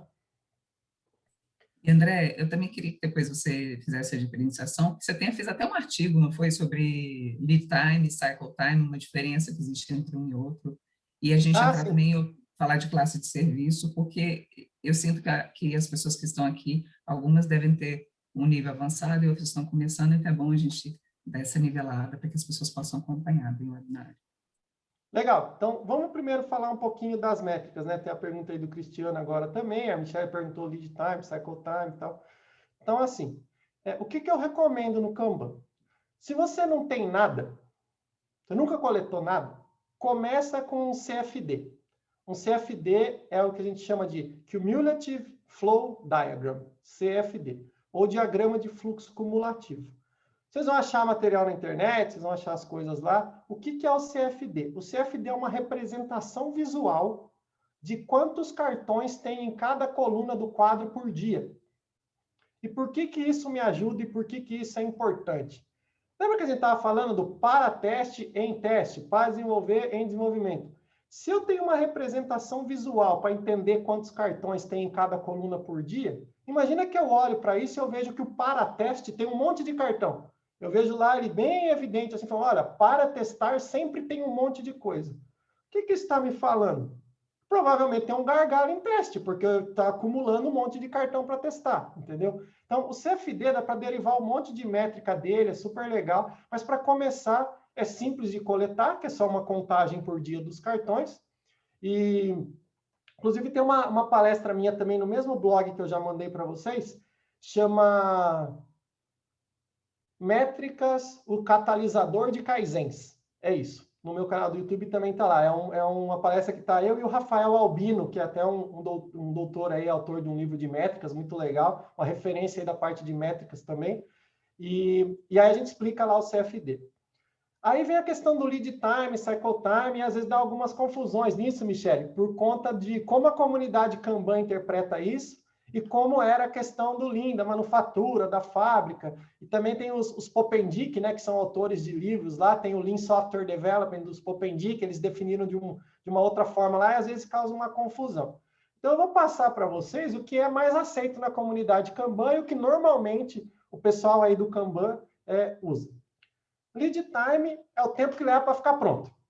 Então, é a partir do momento que você se comprometeu a entregar uma coisa, que esse item entrou para ser trabalhado do ponto de vista da equipe ali que vai fazer aquilo, até o momento que ficou pronto. Então, normalmente é aquela coluna para desenvolver que começa a contar. Então, saiu ali da área de negócios e caiu para o time de desenvolvimento, independente se alguém já pôs a mão ou não, está contando. Aquele é o lead time. Até a hora que aquilo fica pronto, né? Para resumir um pouco a história. O que é o cycle time? Cycle time é o tempo de ciclo. E quando a gente fala cycle time, tem que estar acompanhado de mais uma palavrinha. Porque cycle time só não significa alguma coisa. Seria o cycle time de desenvolvimento, o cycle time de teste, o cycle time de homologação. Então, se você pensar num quadro com colunas, né? O cycle time, você escolhe quaisquer colunas desse quadro e vê o tempo entre elas. Então, o lead time nada mais é do que um cycle time especial. O lead time é um cycle time que obrigatoriamente começa na primeira coluna do para fazer, onde você se comprometeu, e vai até a coluna da entrega, ou para quem é mais avançado, né, até a última coluna antes da fila infinita. Mas esqueça essa última frase para quem está no básico ainda. Vamos por... Começou, terminou, é o lead time. O cycle time escolhe um período. Eu tô vendo o tempo todo de entrega, que é o lead time. Mas quanto tempo levou só para homologar? Então, eu posso ir lá e ver o tempo de homologação, o tempo que ficou entre o para homologar e homologando, tá? Então, essa é a diferença, né? O cycle time é um pedaço que você pode escolher, o lead time é o tempo que levou para ficar pronto. E aí, por curiosidade, aí lá no meu blog também tem um post falando a diferença do lead time, cycle time e customer lead time. O que é o customer lead time? É o lead time para o cliente. Ou seja, vamos tentar fazer uma brincadeira aqui com vocês, uma analogia aqui para ficar mais claro. Eu estou com a minha família na casa da minha avó, lá em Águas de Lindóia, um monte de primo, acabou a missa lá do domingo, né? Vai todo mundo para casa da avó e tal. Vamos pedir uma pizza. Bom, família descendente italiana, um monte de primo, um monte de molecada, já é aquela confusão para escolher o sabor da pizza e aonde que vai pedir a pizza, né? Então, beleza. Acabou a missa 8 horas da noite, foi todo mundo para minha avó. 8h15 estava todo mundo na minha avó e começamos a discutir aonde quer pedir a pizza e qual quer ser o sabor da pizza. Bom, foi até 9h30 da noite para decidir o sabor da pizza. Já está todo mundo morrendo de fome. Ligou na pizzaria, pediu as pizzas e eles entregaram em casa. Do ponto de vista da pizzaria, o lead time deles é da hora que eu desliguei o telefone até a hora que a pizza chegou na minha casa. Que é do pedido, né, da hora que eles se comprometeram a levar uma pizza lá na minha avó, até a hora que a pizza foi entregue. Então, esse é o lead time. Eu poderia ter o cycle time de assar a pizza, que é o tempo que a pizza ficou no forno, por exemplo, que é um pedaço lá do processo. Agora, o que é o customer lead time? É do ponto de vista do cliente. A partir do momento que eu senti fome e decidi com os meus primos que a gente ia pedir uma pizza, já existia a necessidade ali de uma pizza. Eu já estava precisando daquilo. Então, o Customer Lead Time é quando você extrapola a questão só do desenvolvimento e entra para dentro da área de definição, de discovery, de backlog, onde você minimamente sabe que você quer algo para resolver aquele problema. E olha a importância da gente conhecer o Customer Lead Time. O lead time da pizzaria pode ser 30 minutos, levar a pizza lá na casa da minha avó. Só que o Customer Lead Time foi 2h30. Por quê? Porque eu fiquei enrolando com meus primos para decidir o sabor da pizza. Se você está pensando numa empresa, é o time de desenvolvimento tendo que entregar rápido e a área de negócio sentada em cima da demanda 6 meses para decidir o que vai fazer. Isso acontece, entendeu? E acontece o contrário também. Claro, a área de negócio decide rápido e o desenvolvimento demora um pouco mais. Então, a gente conhecer o Customer Lead Time, o Lead Time, só vai nos ajudar a entender como otimizar aquele processo. Se eu for pensar, para eu não ficar com fome, eu não tenho que ligar na pizzaria e falar para eles entregarem mais rápido para passar o meu pedido na frente. Eu só tenho que conversar com os meus primos para a gente decidir mais rápido o sabor da pizza, entendeu? Então, acho que esse é o ponto aí dessas métricas, a gente chama métricas de fluxo, né? Entender o fluxo de trabalho, como é que acontece. E ainda nessa linha, André, tem uma pergunta, acho que as duas estão, a gente pode relacionar a questão de melhoria contínua até. Tem uma pergunta da Yara, ela falou que, André, poderia dizer que o doing e o done seriam puxado e o do e o doing empurrado? E, segurando um pouquinho a pergunta da Rosmari, é assim que fala? Kanban é possível ser trabalhado como um todo em uma fábrica, por exemplo, ou precisa ser trabalhado por processo? Cada processo terá o seu próprio Kanban? Tá, Que a gente não diferenciou, né, no início, né, o Kanban com K minúsculo e Kanban com K maiúsculo, método. Isso. Né? Esse método Kanban que eu estou falando, que é o do David Anderson, ele é para o trabalho do conhecimento, tá? Então, se a gente pensar numa fábrica que faz aí os itens de manufatura e tal, né? Isso é outra coisa que a gente se inspira muito, mas assim, gente, a gente faz software há poucos anos, perto de quantos anos existem fábricas, né? Então, assim, a gente sempre se inspira muito no que tem, no que já foi descoberto na indústria e tal. Mas esse método Kanban é diferente. Eu até nem conheço muito da questão da indústria, de processos, de como funciona. Só para a gente deixar bem separado de que, assim, o método Kanban que eu estou falando é o do trabalho do conhecimento, né? Não é para itens de manufatura, embora existam algumas inspirações de um no outro.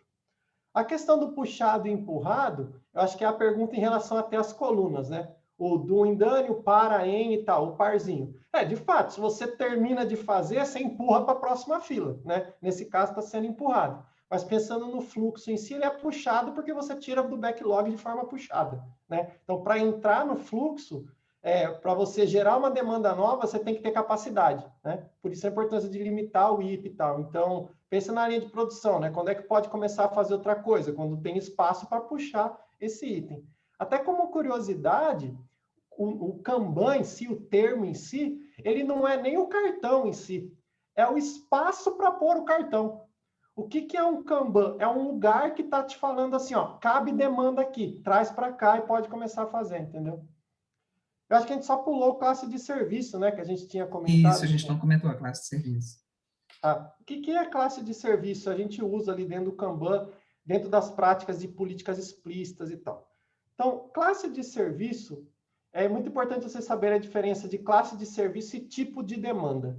O que é tipo de demanda? Num time que está trabalhando com Kanban, ele pode lidar com vários tipos de demanda. Por exemplo, um time de RH, ele pode lidar com contratação, né, recrutamento, com um pacote de benefícios, com férias.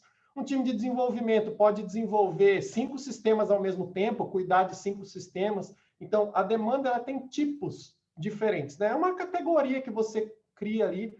Ou um exemplo simples seria melhorias e correção de bug. São coisas que têm características diferentes, mas isso é o que a demanda é. O que é classe de serviço? Classe de serviço é como aquilo se comporta, pensando no seu fluxo. Então, uma coisa é o que aquilo é, outra coisa é como ele tem que se comportar. Por exemplo, tem coisas que são urgentes, e uma coisa urgente tem que passar na frente das outras. Existe bug que é urgente, existe melhoria que é urgente. E nem todo bug é urgente também, não é para você encontrar um erro que você tem que corrigir agora, né? Às vezes dá para conviver com aquilo. Então é importante vocês perceberem a diferença de uma coisa é o que é, outra coisa é como que ele tem que se comportar. Existem 4 tipos de classe de serviço sugeridos do Kanban, não significa que não pode ter outros e tal, mas normalmente esses 4 tipos atendem bem e a gente gosta de relacionar no Kanban classe de serviço com o conceito de custo do atraso. O que é o custo do atraso? O custo do atraso é quanto de dinheiro eu perco ou quanto dinheiro eu deixo de ganhar se aquilo não estiver pronto.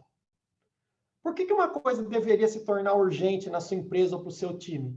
Porque se aquilo não está pronto, ou a gente está perdendo dinheiro ou a gente está deixando de ganhar dinheiro, né? Pensando numa empresa ali que tá visando lucro a partir das suas entregas.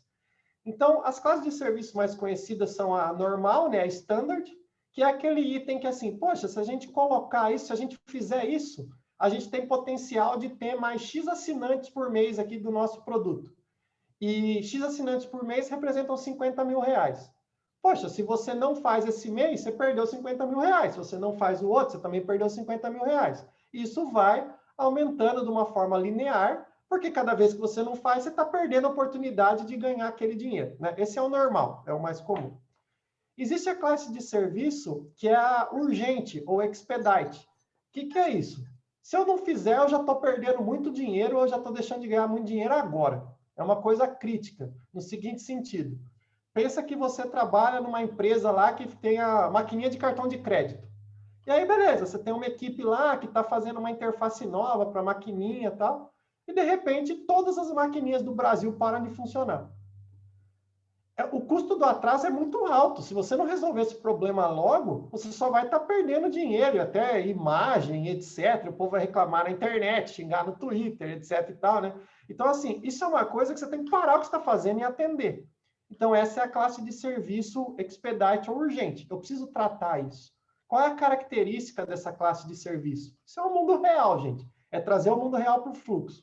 Você acha que se eu estou fazendo um negócio que é urgente e cai para testar, e eu estou testando outra coisa que vai levar 2 dias para eu terminar, o que eu tenho que fazer? Para o que você está fazendo e pegar esse. Né? Não dá para esse negócio ficar esperando numa fila. É igual você pensar numa fila do mercado e chegou o idoso lá. Ele tem direito de passar na frente de todo mundo. Né? Ele não tem que ficar lá esperando. Então, o Kanban começa a lidar com essas coisas do mundo real. Existe um outro tipo de classe de serviço, conhecido também, a gente usa muito, que é o data fixa. O que é o data fixa? O custo do atraso, ele não existe até uma determinada data. Mas se naquela data não tiver pronto, o negócio lascou.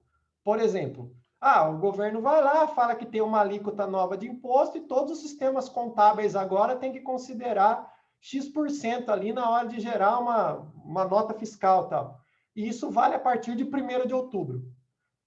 Gente, é só no 1º de outubro que esse negócio tem que estar funcionando. Mas se ele não tiver, lascou, entendeu? Então, assim, você vai ter que entender o seu fluxo, como que você lida com essa demanda para que em 1º de outubro ela esteja pronta.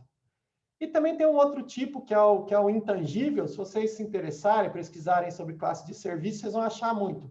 O normal, expedite, data fixa é o intangível. O intangível é aquela coisa que é assim, bom, a gente está lidando com isso aqui. Uma hora vai dar ruim, a gente só não sabe que hora que é. Né? Por exemplo, a gente está tratando aqui, a gente integra com um sistema e ninguém sabe mexer naquele outro sistema. Está funcionando, ninguém põe a mão. Pô, a hora que der problema, você vai ter um problemão. Né? Um exemplo para classe de serviço intangível é assim, poxa, eu gosto de McDonald's, então eu como McDonald's hoje. Aí eu como também amanhã. Aí eu como depois de amanhã. E não vai acontecer nada comigo se eu comer McDonald's 3 dias seguidos. Agora, se eu comer McDonald's todo dia, uma hora meu corpo vai cobrar, eu só não sei que hora que é. Às vezes a gente tem isso nas empresas, nas equipes, né? A gente está ali com um negócio, que a gente está convivendo com ele, e uma hora vai dar problema, a gente só não sabe quando. Então é interessante a gente ver esse tipo de informação na nossa gestão visual para conseguir lidar com esse tipo de demanda, né? Então, sempre, pessoal, classe de serviço e item de trabalho, tipo de item são coisas diferentes. É o que é e como se comporta. Então, classe de serviço é a chave para você lidar com coisas que têm perfis de risco diferentes e que precisam se comportar de formas diferentes no fluxo. E o Kanban consegue lidar com isso, porque é um método ali do mundo real, do que está acontecendo. A gente sabe que a vida é assim, né? André, a Taine quer fazer uma pergunta. Você quer abrir o microfone, Taine? Sim, boa noite, pessoal. André, você falou que o quadro visual do Kanban deve ser bem realista, uma espécie de diagnóstico da situação atual. Recentemente entrei com a equipe, a gente trabalha com projetos sociais, e a equipe tem as tarefas bem personalizadas. O processo é mais pensado por pessoa do que realmente pelo processo e as etapas de um projeto. Então, existe muito conhecimento tácito e pouco conhecimento explícito na equipe. Eu entendo que o ideal seria ter um primeiro quadro bem básico com a fazer e feito, que nem você falou, que tem que ser bem realista. Mas eu queria saber, já que você falou que também é um método evolucionário, como é que a gente consegue evoluir desse quadro simples para um quadro mais complexo, que atenda todas as etapas do projeto. Tá, obrigado pela pergunta, Thay. André, você me permite só juntar uma pergunta que tem muito a ver com isso? O Marcelo, ele perguntou aqui, André, um cartão pode voltar no fluxo ou sempre deve seguir em frente? Minha dúvida é, se um cartão evolui na coluna em codificação para a coluna em teste e durante o teste é encontrado um erro, o que acontece? O cartão volta para a coluna de codificação e fica parado na coluna em teste, que é tudo linkado, né, com essa organização. Legal, vou tentar responder as duas aí. Obrigado pela pergunta também, Marcelo. Então, vamos lá. Então, primeira coisa é, não tenta fazer design de processo com o seu quadro, como eu já falei. Tipo, coloca as coisas lá e vamos entender o que está acontecendo. Pode ser que você tenha uma equipe que cada pessoa faz um pedacinho, né? Você vai primeiro ter que entender se não faz sentido você juntar esses pedacinhos para enxergar o todo. Porque qual é o ponto? Você vai conseguir elevar ali o seu nível de maturidade em cima disso e trabalhar melhor com a colaboração, né? Senão, se ficar assim, eu sou do desenvolvimento, eu só desenvolvo, eu sou do teste, eu só testo, eu sou do não sei o que, eu só faço isso. Parece que é um time de futebol que você entra em campo e o zagueiro fala assim, eu sou zagueiro, eu não tenho que marcar gol. A hora que vier a bola aqui para o meu lado, eu tento tirar. Então, o ponto, Tayane, inclusive, esse é inclusive o objetivo do treinamento TKP, que é aquele mais inicial que eu falei para vocês. É tirar a equipe de uma condição que cada um está preocupado em fazer sua tarefa e levar as pessoas para uma condição de como é que a gente enxerga o trabalho como um fluxo e a gente foca em fazer as entregas em si. Seria na analogia, na brincadeira que eu falei da pizzaria, ao invés da pessoa que pica a calabresa só ficar focada em picar a calabresa, ela olhar lá e falar assim, beleza, tem uma massa, aí pica a calabresa, aí vai no forno e tal. Poxa, tem a pessoa que põe a pizza no forno, tá com vontade de ir no banheiro. Será que eu não posso parar de picar a calabresa aqui, pôr a pizza no forno para ela poder ir ao banheiro, por exemplo? Eu acho que eu estou fazendo aqui, né, um exemplo mais esdrúxulo, mas no sentido de que, assim, se o seu time só está preocupado em cada um pega uma tarefa, põe embaixo do braço e faz, pode ser que com o tempo você está perdendo muito mais por conta de não ter colaboração, né? De não ter pessoas que podem lidar com a mesma coisa ao mesmo tempo e tal. Então, enxergar isso, por mais que num primeiro momento cada um vai cuidar só de um pedacinho, comece a estimular que vocês enxerguem o trabalho como um todo, né? E mais do que isso, o que vai no quadro Kanban? Em nível de time, às vezes o pessoal cai numa armadilha também, que é coloca no quadro Kanban itens que na hora que faz a entrega não significa nada.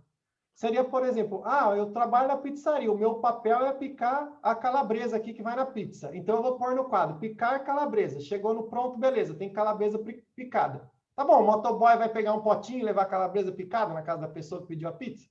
Não vai, entendeu? Então, é importante você enxergar no seu quadro o item de valor, né? Ou, para quem conhece o termo, né, história de usuário. Quando a gente está falando de nível de time, é esse item que vai amadurecendo, né? Que sai de um backlog, que sai de um desejo, e vai amadurecendo, e aí ele chega no pronto. Não tem nenhum problema você falar, beleza, o item é a pizza. Então, eu vou quebrar aqui para eu fazer com os meus colegas. Um faz a massa, um pica calabresa, um pica cebola. Tudo bem você quebrar o item em mais itens. Mas se você pensar em relação ao valor transitando no quadro, é fazer uma pizza de calabresa, e vai ser uma pizza no final, certo? E aí entra no que foi perguntado pelo Marcelo, da questão de voltar o cartão. Provavelmente, Marcelo, você não vai achar em nenhum lugar escrito que é proibido voltar o cartão, que o David Anderson falou que não tem que voltar o cartão, etc e tal. Mas por que normalmente isso não faz sentido? E aí eu vou pegar o seu exemplo ali do para desenvolvimento ou para codificação, foi para teste. Então, o time está desenvolvendo. Eu sou o desenvolvedor. Eu peguei um item e comecei a fazer. Aí, terminei e tal, fiz o teste ali, na minha máquina funciona, né? Aquela frase clássica, tal, beleza. Foi para o teste, a pessoa do teste encontrou um erro. Por que a gente não volta o cartão? Por que a gente sinaliza o erro lá na coluna de teste? Porque a gente está enxergando um trabalho como um fluxo. Um item que já passou pelo desenvolvimento, ele tem muito mais maturidade ou muito mais conhecimento agregado nele do que um item que está lá atrás do teste. Por ele já ter muito mais conhecimento agregado a ele, ele está mais à direita do quadro. E qual é o recado que esse quadro está me dando? Olha, esse item está aqui no canto direito, só precisa testar e resolver o problema e entregar, só que ele não consegue testar porque tem um bug. As pessoas olhando para aquilo, se o seu desenvolvedor olhar para aquilo, ele fala assim, poxa, esse aqui está na cara do gol. Se eu corrigir esse erro, esse negócio entrega. Então, facilita essa questão de você enxergar o trabalho como um fluxo, atuar no que está mais perto de ficar pronto e não trazer esse item e misturar com coisas que estão em fase de concepção lá atrás. Você vai perder a referência, entendeu? Do que já estava quase pronto, do que não está. Vou tentar fazer uma outra analogia aqui, eu gosto de contar essas histórias, né? Para tentar justificar isso. Imagina que você está no colégio, né? Eu sou da época do ensino fundamental, da primeira à oitava série, né? Sei que isso já mudou hoje, né? Mas imagina assim, você está na primeira série, é a primeira coisa que acontece, é a primeira parte do desenvolvimento. Segunda série, terceira série, quarta série, beleza. Você chegou na oitava série, que é o último teste lá da homologação para entregar, e você descobre que você não sabe a fórmula de Bhaskara, que o quadrado dos catetos é o quadrado da hipotenusa. Você não vai ter que voltar para a primeira série. Você vai ter que resolver o problema lá na oitava série, entendeu? Então, um item que tem um problema, alguma coisa em teste, ele não tem que voltar lá atrás. Ele tem que ser resolvido o problema ali para ele ir para frente logo. E isso só vai ajudar o seu time no contexto de colaboração. É aquela brincadeira de eu não estou olhando mais como que pica a calabresa, eu estou olhando como que faz a pizza. E no final ali, tem uma pizza que está esperando pôr azeitona e ninguém colocou ainda, então eu vou lá pôr para entregar logo. Entendeu? Você estimula muito mais a colaboração, porque você estimula ao time que é responsável por aquele trabalho entender o fluxo ponta a ponta, e não só a sua caixinha. Né? Não sei se eu consegui responder as duas aí, mas é por isso que a gente ouve tanto falar de não voltar o cartão como uma prática interessante. Né? Obrigada, André. Gente, eu coloquei aqui o link da nossa pesquisa, e nós temos aqui a Kellen, é nossa sensacional diretora de projetos sociais. Ela vai falar sobre o primeiro dia de gestão de projetos, de impacto social. Olha, eu acho que a Tayane falou aqui sobre projeto social. Vem com a gente, vem com a gente. Pois é, por isso que eu aproveitei também. Primeiro, parabéns, Michele, parabéns, André, fantástico mesmo esse webinar. Tanto é que a gente está conseguindo aí uma audiência altíssima, né? Do início ao fim, se manteve essa audiência. Eu quis aproveitar, gente, para invadir aqui. Primeiro, para agradecer vocês que fizeram a doação, né? A gente tem lá uma contribuição social em todos os nossos webinars. Então, agradecer a vocês por essa contribuição, onde a gente encaminha, né? Dá segmento dessa doação para o coletivo da cidade, que é lá da Estrutural. Então, assim, quando eu vi a Tayane falando de projetos sociais, falei, vou abrir a câmera e vou convidar a galera, porque eles estão aqui também, né? Legal que o André também falou, não vou falar só de TI, vou falar de RH. E aí a gente também tem projetos sociais. Então, convidar todos vocês para o dia de gestão de projetos de impacto social. A gente vai ter no dia 12 de agosto. Aproveite essa oportunidade. Já temos confirmado o José Finocchio, que vai trazer para a gente o Canvas para projetos sociais. Então, o nosso intuito, assim como o André aqui também, é sempre estar promovendo as boas metodologias, né? As boas práticas de gestão de projetos sociais, de projetos. Então, vem com a gente, aproveitem, é gratuito e será totalmente online, aproveitem e façam a inscrição lá no site. Matheus já se prontificou, já colocou, eu ia pedir para ele colocar. O link está aqui para vocês fazerem as inscrições, tá bom? Obrigada, Michele. Eu que agradeço, Kellen. Vocês querem fazer alguma pergunta referente ao nosso evento? Por favor. Você deixa depois aqui, Kellen, o contato para que eles possam perguntar alguma coisa, participar melhor. André, tem uma outra pergunta. Você fala de projeto social, chega o coraçãozinho bate aqui. Tem uma outra pergunta do Magno. Você falou sobre a importância de refletir a realidade no quadro. E, nesse sentido, precisamos da colaboração do time para colocar essas informações no quadro. Como convencer o time que tem resistências nesse sentido a colocar informações que transmitam a realidade do dia a dia no quadro Kanban? Eu acho que tem um hackzinho aí se o seu time não atualiza o quadro, que é fazer a Kanban Meeting, que é diariamente parar 10 minutinhos ali para entender o trabalho que está em andamento e bolar uma estratégia para entregar aquilo. Se alguém esqueceu de mexer o cartão, na hora da Kanban Meeting ali da dele, você vai ver, né? Não, isso aqui não está testando não, isso aqui já está pronto. Beleza, põe no pronto então. Então, se você pegar esse espírito da Kanban Meeting de focar no trabalho, parar o pessoal ali 10 minutinhos para a gente bolar uma estratégia para fazer a entrega, criar esse sentimento no time de pessoal, não, aqui a ideia não é ser tarefeiro, não é ficar picando calabresa aqui, vamos entender aqui como é que a gente vai entregar as pizzas, entendeu? E aí, essa paradinha vai te ajudar a manter o quadro atualizado pelo menos uma vez por dia. Então, é a dica aí. André, você poderia falar um pouquinho sobre o seu treinamento, sobre certificação, sobre a jornada? Quem quiser aqui participar de uma jornada de conhecimento, como é que ela pode trilhar? Legal. A gente já está bem no finalzinho do evento. Se alguém tiver mais alguma pergunta, por favor, encaixa aqui, tá bom? Tem até uma pergunta, a diferença do KMP para o KSD, né? Então, o KMP, ele é um título aí da Kanban University, né? O mercado interpreta como certificação, a Kanban University fala em designação, badge e tal, que é o Kanban Management Professional. Para ser KMP, tem que fazer o KMP1 e o KMP2, que agora o nome novo é Kanban System Design e Kanban System Improvement. Então, quem perguntou a diferença, não tem diferença, tá? É só um nome. Então, KMP é o nome da certificação, vamos dizer assim, né? Da designação, que é o Kanban Management Professional, que você obtém fazendo os 2 cursos. Os 2 cursos são de 16 horas, né? E aí você pode fazer um, fazer o outro. Normalmente, eu gosto de sugerir para o pessoal de dar um intervalo, né? Faz um, aplica, entende, vão surgir novas coisas, novos problemas, você pode fazer. Mas para falar da trilha aí que a Michelle perguntou, recomendações, se você quer uma questão oficial, quer fazer o treinamento da Kanban University, que é a entidade mais reconhecida e tal. Então, se você não sabe nada, ou sabe pouco, ou acha que Kanban é colocar papelzinho na parede, né? Faz o TKP.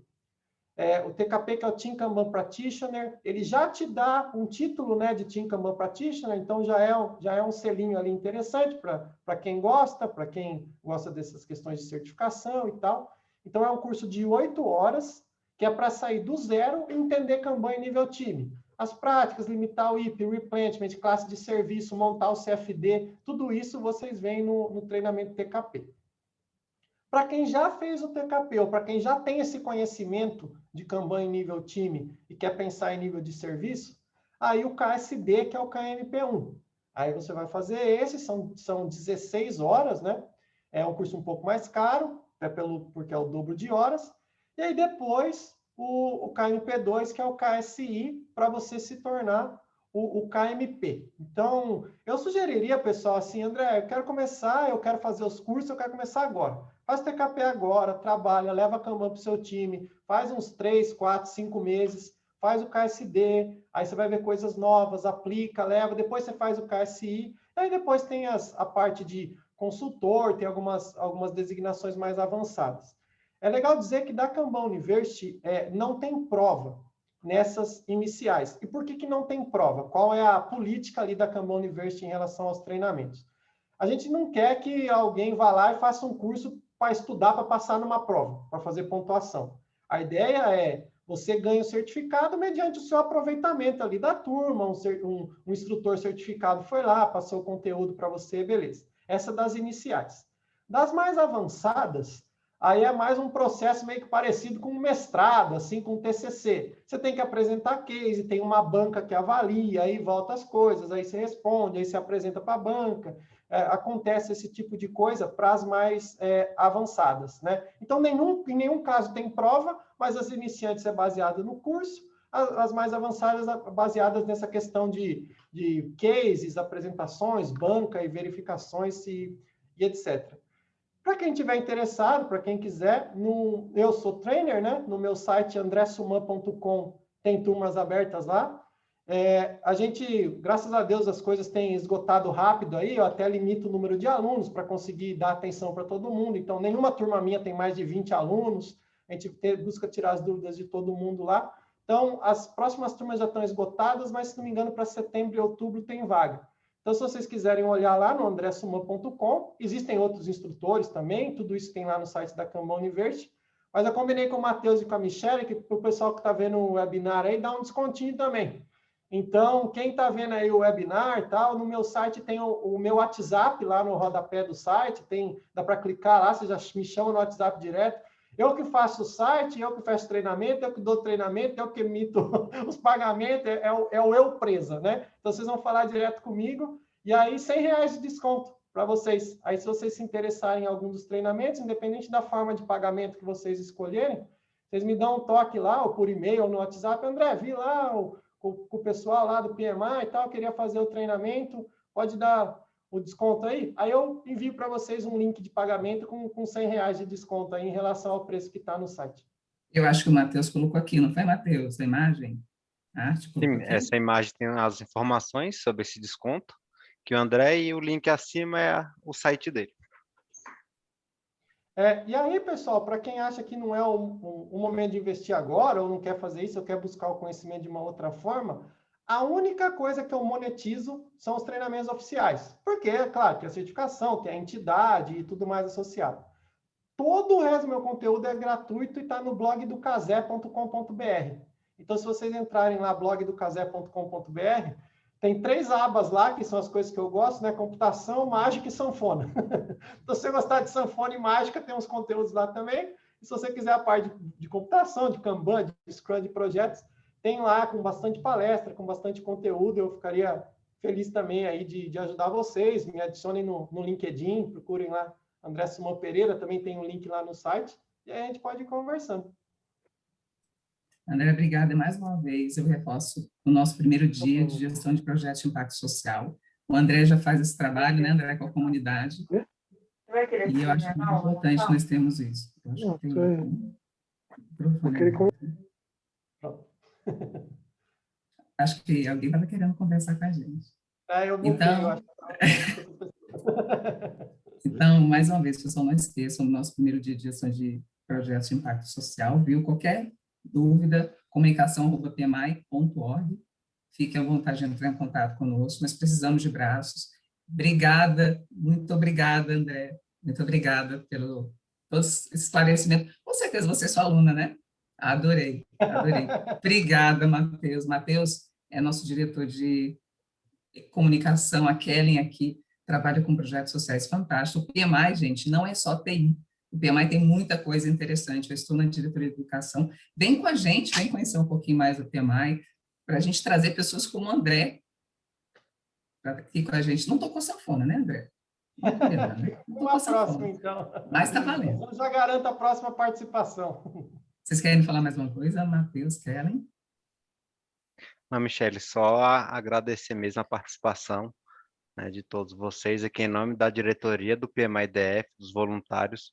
Agradeço ao André, a você, Michele, pela disponibilidade de estar aqui até essa hora com a gente, ter aceitado prontamente moderar esse webinar. Kellen também, que está sempre aqui com a gente, a nossa moderadora oficial aqui também. Né, pessoal, fiquem à vontade para entrar em contato com a gente do PMI-DF. Né, é bom receber o feedback de vocês, saber onde podemos corrigir os nossos eventos, o que podemos melhorar, para trazer realmente conteúdos mais aderentes com o que o público que nos acompanha precisa. Né? Então, fico aqui à disposição. A diretoria do PMI-DF também se coloca à disposição, tem os nossos contatos no site. Né? E é isso. Agradeço demais, boa noite a todos e até a próxima. Boa noite e até a Valeu, próxima. pessoal. Obrigadão. Nossa, fiquei super à vontade. É super legal quando é assim, a conversa flui e tal. Eu agradeço muito mesmo. Eu adorei. Foi ótimo. Valeu. Obrigado, André. Fica devendo